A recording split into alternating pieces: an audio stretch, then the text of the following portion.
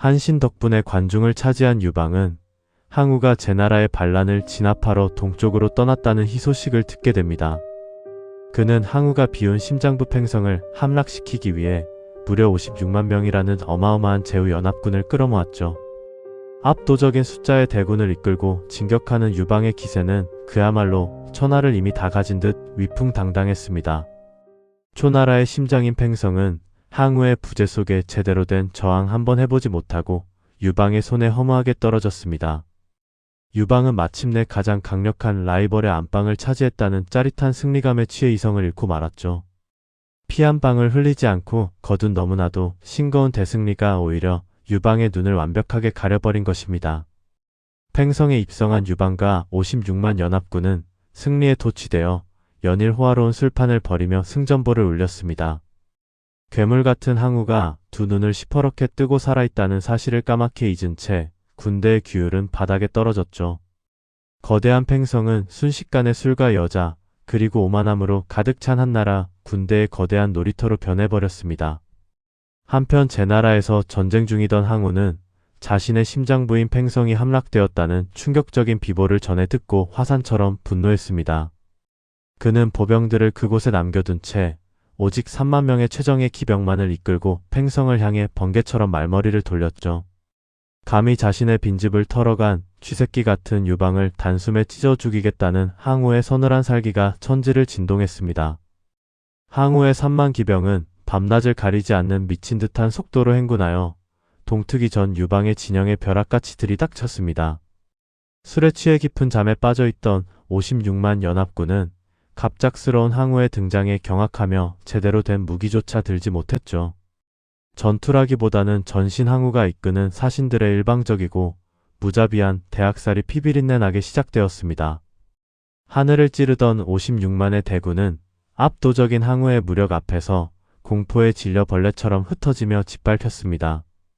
서로 먼저 도망치려다 아군끼리 밟아 죽이는 참상이 벌어졌고 수십만의 시체가 팽성 인근의 강물을 가득 메웠죠.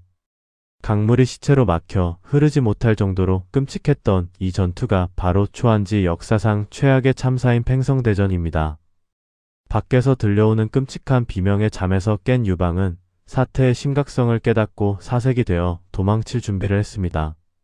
어제 위풍당당했던 정복자는 온데간데 없이 그는 수십만의 군대를 내팽개친 채 수레 하나에 올라타 허겁지겁 도주했죠.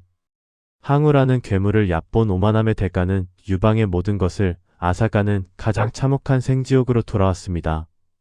뒤통수에 꽂히는 초나라 기병들의 무서운 화살 소리에 극도의 공포에 사로잡힌 유방은 인간이기를 포기한 끔찍한 짓을 저지릅니다. 수레가 너무 무거워 속도가 나지 않자 함께 타고 있던 자신의 어린 아들과 딸을 수레 밖으로 무자비하게 발로 차버린 것이죠.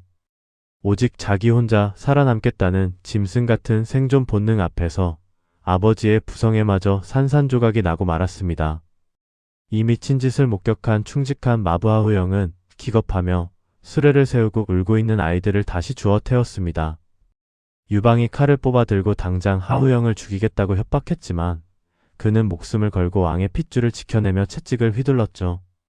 핏발치는 적의 화살 속에서 부하의 목숨 건 충성심 덕분에 유방은 아이들과 함께 구사일생으로 사지를 빠져나갈 수 있었습니다. 유방 본인은 기적적으로 살아남았지만 미처 도망치지 못한 그의 아버지와 아내 여친은 항우의 군대에게 포로로 붙잡히고 맙니다. 56만이라는 역사적인 대군을 하루아침에 모두 잃고 가족마저 적의 손에 넘어간 유방의 뼈아픈 몰락이었죠. 천하를 쥐었다고 착각한 단 한 번의 오만방자함이 유방의 인생에서 가장 수치스럽고 처참한 패배를 기록하게 만들었습니다. 3만 명으로 56만 명을 쓸어버린 항우는 피로 물든 팽성을 되찾으며 자신이 천하무적의 패왕임을 다시 한번 증명했습니다. 인간의 한계를 뛰어넘는 그의 압도적인 무력 앞에서는 그 어떤 거대한 연합군도 의미 없는 모래성에 불과했죠.